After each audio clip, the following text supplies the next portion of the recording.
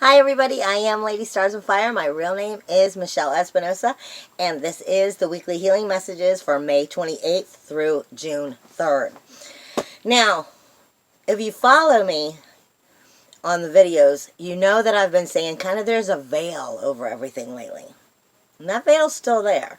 And it has a lot to do with the resetting, or the preset to the reset, that will be taking place more or less as we end this year and move forward. But the veil has to do with showing some of those hidden things that you're overlooking, that you're in denial about. This is why I call this the healing messages. And if you've never watched the video before, I call it the healing messages because that's exactly what I ask for. I ask for guidance and counsel that will help move us forward in the most positive ways for any and all of us who watch the videos. And then I give you some of the astrology, a rune cast, if Spirit has given me runes, which they have, and whatever information Spirit itself has given me for the week to pass forward. Now, with that being said, we'll come back to the astrology stuff here in a minute when I get that far. I have been told by Spirit this week is a delicate week. It's a very powerful week, but it's maybe not coming in what you normally would view as powerful. May even be harsh for some people. And you know how people always say, depending on where you're on your path, I really am feeling like Spirit is telling me, because this has to do with soulful healness this week, that it's not where you are on your path, but it's kind of like where you are on your soulful voyage. Because we're getting into some depths of self here as we start to recreate and move forward. And so that's why I'm saying it's a delicate but powerful week. Very sensitive, but very powerful. And that power always deals with your free will. And if you're willing to learn and evolve or not, or are you not ready yet? And so this is why I'm calling it a soulful voyage. Because for this week, because like I said, I'm being told it's very delicate, but this has a lot to do this week with, for some of you on that soulful voyage, this is a week where you need to have and give clemency. If you don't know what that word is, we'll say mercy to yourself as well as others. This is a very powerful week with self-inventory, with self-realization, but it's also going to be dealing with your own personal morals. It's going to be dealing with your ethics, how you feel and think about things ethically, morally, but also logically, because it is dealing with where we are on that ascendant side of moving forward. So we're looking at things logically also, because it does deal with physical aspects of our life, which brings us back to that third dimension. But the reason I'm saying so delicate on that soulful voyage this week isn't just because of the inventory and the self-realization, but because you may need that clemency. You may need to be giving that mercy this week to yourself, because I'm being told this week has a lot, a ton of abundance and fertility. Well, if you're in some gray areas of your life and you're having some issues, more or less, overcoming some things, you might need to give yourself that mercy, because it all depends on what we are creating. And remember how sometimes I say, if you're in your head in a negative way, you got to get out of that? There's always an important part of seeing those negatives so that you can move forward. However, if you're staying in the negatives of areas that are bringing you down, and then you have a week full of abundance and fertility, you don't want to bring yourself that lower vibration abundance. This is about cleaning out those lower vibrations. So we need to see them, assess them, come to realization of them, and learn how we start correcting and moving forward within them, because we want the abundance that we're creating and bringing to us, and the fertility that we're starting to create, to be positive, not negative, right? I mean, so let's think of it that way. We got to give some mercy this week and be delicate with ourselves as well as we work through the self-inventory and self-realization. I am being reminded, like I said, this has to do with the ascendant side of astrology, but in general it has to do with our ascendant. Are we willing to be the ascendant or the descendant? Are we staying in the past, or are we moving forward? So this is dealing with our collective consciousness, but it is also dealing with material reality. And that's why I said morally, ethically, and logically is going to be part of the issues this week.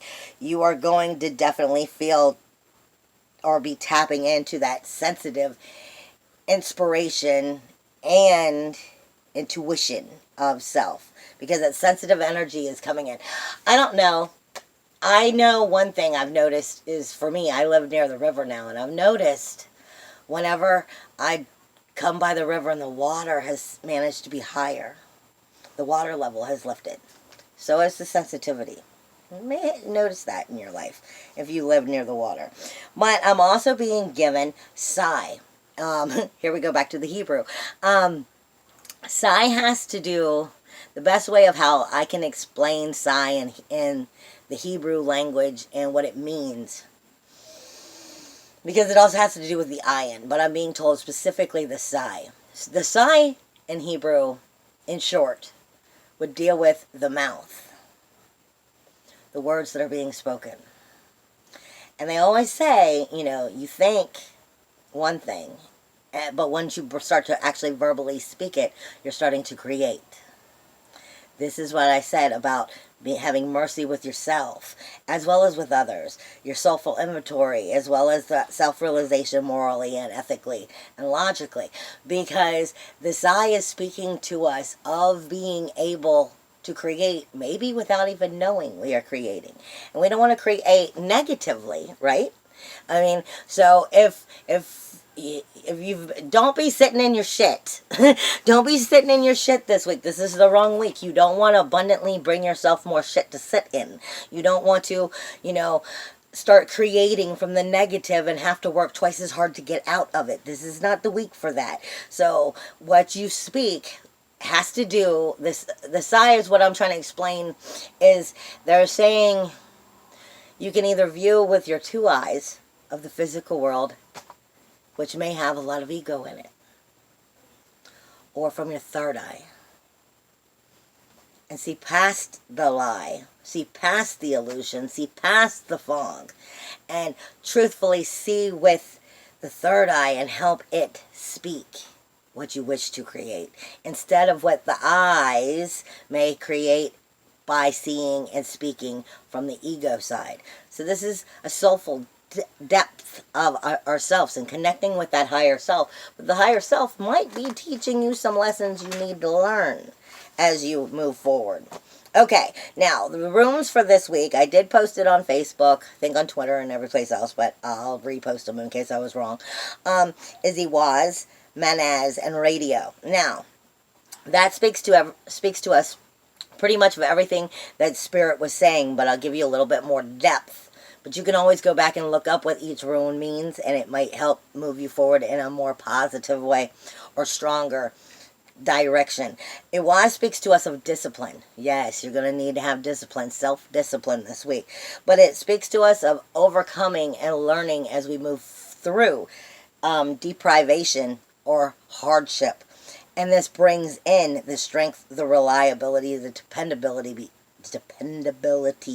and trustworthiness that you need to move forward. So this is all about sticking to the commitment, the need to stick to the commitment, because this is all about death being the rite of passage. It's letting go of that energy. Remember, there's a full moon this week in Sagittarius. Right there gives you a lot of information.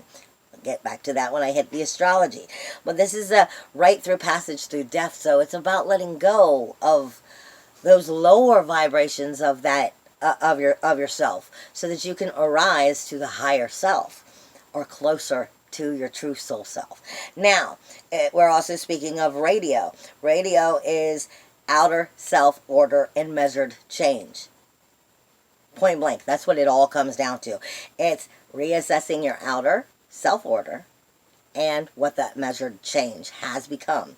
Starting to learn it. It's growth and change through proper preparation is what radio speaks to us of. But it also is the voyage itself, too. Now you have Menez, which speaks to us of self-realization through playing one's honest part. And you can't learn what your part is if you're not playing your part. Okay? But it speaks to us also of the awareness of what that is, as well as coming into understanding there is a belonging each and every one of us have with divine and human energies. So it's making that divine and human energies of our own belonging come into our awareness and part of what the magic is of our everyday life by playing our very part. So like I said, this is a very powerful week, but depending on where you are on that voyage and what lower energies have to be cleaned out, this may be a week that you need to pamper yourself. You need to give yourself some mercy. You need to forgive yourself as well as others.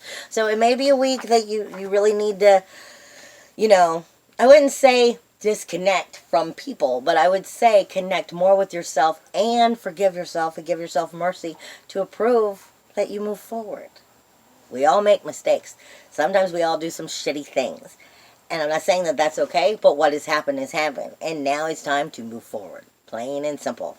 Now, as we come into the week for astrology, we have a full moon on the 29th, which is Tuesday, because I'm finally making the video a day late on Monday. So, tomorrow, the full moon is taking place in Sagittarius. Now, Sagittarius is a fire energy, but Sagittarius, as far as I see it, is ruled still by Jupiter. And it's also the universal 9th house, which is where the soul resides. Okay, as far as I'm concerned, because that's the way that Spirit puts it through to me, and has to do with your higher self, your self-realization, the abundance and the knowledge and the capability that comes from that by being ruled by Jupiter. So that's the abundance is coming in. That full moon is taking place in Sagittarius, which means it's all about release and letting go. And Sagittarius is what I call Indiana Jones or the Tomb Raider. You want to know. You want to learn. You can't help yourself. You need to go out and try and learn and experience. So it's a good time for learning. But it's also a good time to remember. Sometimes it takes time to digest what you're learning as you move forward. Especially when we're dealing with our soulful self. Because our soul might be giving us some very big tips of information right now. So this is a very big piece. But also, the same day that we have the full moon in Sagittarius, Mercury itself, which is communication, is moving into Gemini, the universal 3rd house, and it's moving in there with the sun. So this is going to be talking to our core energies, talking to ourselves at the same time with communication of inner and outer world. Okay? Like I said, very powerful. Maybe not in the powerful week that you want. You can direct this power to help you, but you have to know how, and that's what I'm trying to help you do. Now, for this week in general, we do have a lot of positives and a few of the challenges. But I'm going to hit you with the positives first. You have a water trine that's going to be happening all week. A grand water trine, more or less. And it's, like I said, it's water. Again, there you go with when the water rises, so does the sensitivities. That can be a positive thing or a negative thing. It depends on where you take it, basically. But a trine is supposed to be a positive, harmonious thing. We're having Venus and Cancer, because Venus is moving in tomorrow to Gemini. Not Venus, sorry. Mercury is moving into Gemini, sorry. Venus is in Cancer, your universal 4th house. This speaks to home. Everything that deals with home. But it also speaks to past lives, home, and soul, heart, home, karma. What you can't get away from. That is you. Home. So, Venus is going to be there speaking to your sensitivity in general, but also teaching you what you need to know about charming yourself right and charming yourself wrong, and how to direct that, because it's speaking directly with Jupiter in Scorpio, the universal 8th house, which deals with relationships and what they're responsible for. It is a place of fertility. Scorpio is the area of birth, death, and rebirth itself. It's the mystery of the creation of creation, basically. And it's speaking with Neptune. So we are dealing with Neptune, which is in the universal 12th house, which is all about healing, learning what you have to heal in order to move back into the first house and start the new cycle. Okay? So this is a very powerful, positive time, but you have to be able to allow yourself for this time to be positive and allow yourself forgiveness for what you may be learning about yourself in this self-realization. So, home, home, home. Okay? It's the home of who you are as well as your karmic ordeals, and how it is you were raised and whatnot. Home in general, as well as the home of who and what you are soulfully. Speaking to Jupiter, bringing in that higher abundance, that knowledge into that with the fertility rebirthing, or the ability to be able to rebirth, starting to create and move in that direction. But Neptune is going to be connecting to the nostalgia and confusing you. Neptune is going to be speaking to helping you create into the positive, into creating new magic for yourself. Do not stick in the old magic that did not work. Do not stay in nostalgia of fantasy. I always say Neptune is where fantasy meets harsh reality. It is where you can create and move forward, but there's also la la land, and are you living in la la land? Are you still creating something that did not exist? You know it ain't ever going to exist. You want to make sure you're steering yourself in the right direction through this trine all week long. Now, you also have Mercury and the Sun in Gemini are going to be sextiling Mars. No, they're going to be trining Mars. I'm being told by Spirit that this is a very powerful energy. That's the way I wrote it down. I got myself backwards. This is going to be a very powerful energy. And I said Mars being an Aquarius was going to be powerful all week. Mars is your inner SWAT team. It is your warrior. And it is in Aquarius, which is where the goals can be created. It is your outer community. So you're taking your passion, your aggression, your action, your fire of your inner warrior, your inner SWAT team, and it's speaking directly with Mercury and the Sun in Gemini. So this is speaking to your core energy in a perfect communication of Mars. It's trying to send you in the right direction, goal your fire the right direction to make these goals come forward and to be able to move forward, as well as give you the balls to do it. Okay? Because I call Aquarius the fireworks, period. It's also ruled by Uranus. And Uranus just moved into Taurus. Okay? So now we're talking about self-worth, self-value, and self-esteem on top of that hidden in that little area. Now, you also have Uranus, again, that has moved into Taurus. It is trining Vesta, Saturn, and Capricorn. Vesta and Saturn are in retrograde. This is speaking to us also of our outer community, but it also speaks to us of our job itself, of our careers and whatnot. Uranus is speaking to us of, are we going in a place that's giving us self-worth, self-value, self-esteem, bringing our freedom, our uniqueness out of us in positive ways. And Vista is the heart and soul. It's the hearth, it's the home and the hearth of the fire. Basically, Saturn is your rules, your walls, and your boundaries.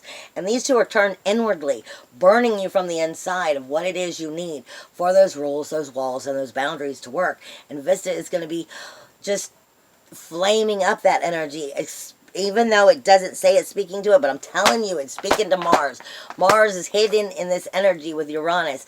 Mars is bringing that action, aggression, and passion and fire up into our outer community, but it's also forcing us to deal with our inner selves as we move forward, finding out what those new rules, walls, and boundaries are for our outer community so that we soulfully can be free, literally free, with self-worth, self-value, self-esteem. This is what this energy is trying to bring forward, but there is some fog here. I'm telling you, there is a little bit of dinginess that you are going to be cleaning out.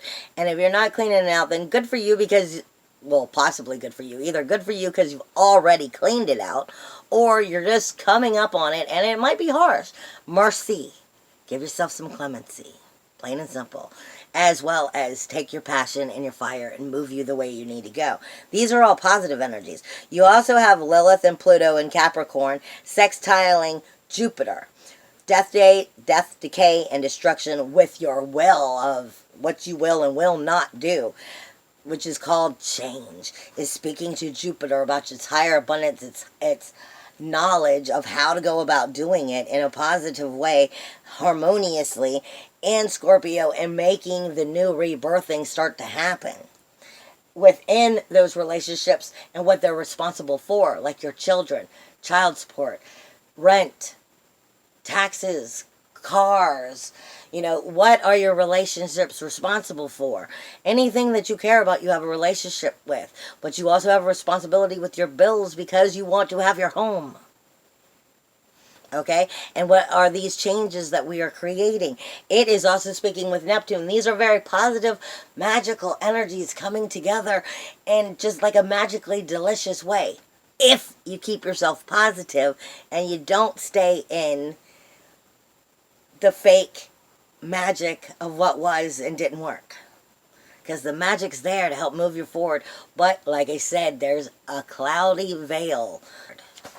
Okay? So it can be done. Now you also have, and the reason I'm going into that is because sextiles are harmonious. But sextiles can make you lazy. This is not the week to get lazy. But this is the week for soulful inventory to help you move yourself in the right direction, pinpointing the way to go. Chiron is in Aries.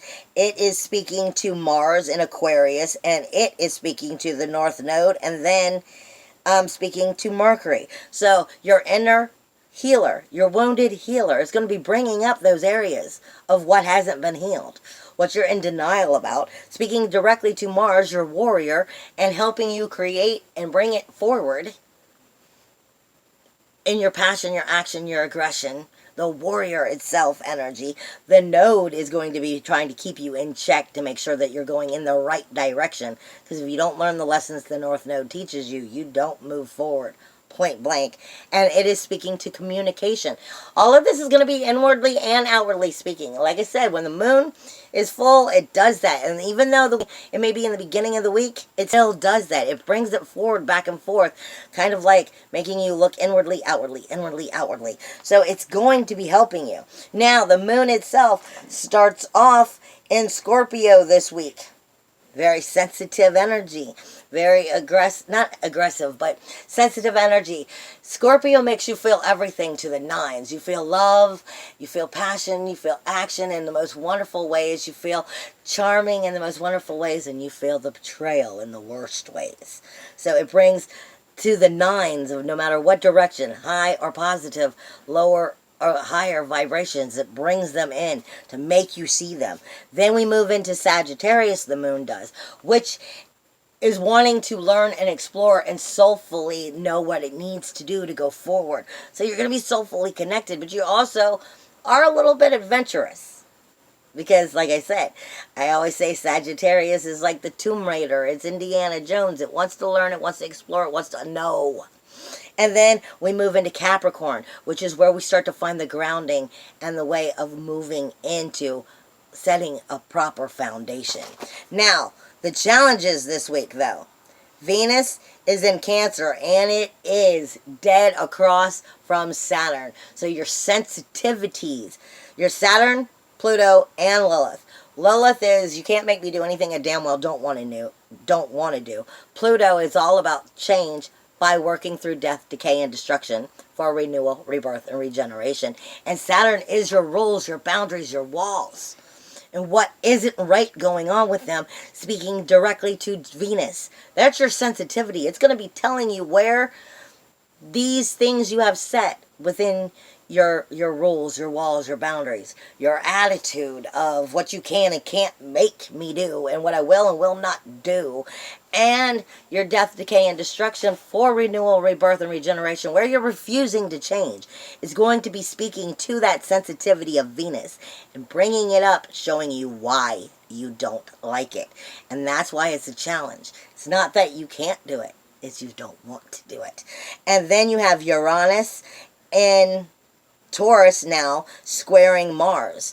So, Uranus, your independence, your individuality, your uniqueness, your freedom, speaking to your self-worth, your self-esteem, and the small properties that you own, like your phone and stuff like that. The things that are small and important to you. Your phone, maybe other items that are important to you, but movable products, not like your home, are going to be speaking to Mars about where it's not comfortable, about where you're not comfortable within your personal warrior, where your aggression, your action, and your passion is not supporting you in the proper way, along with how it's not supporting you in the communication you have with the outer world.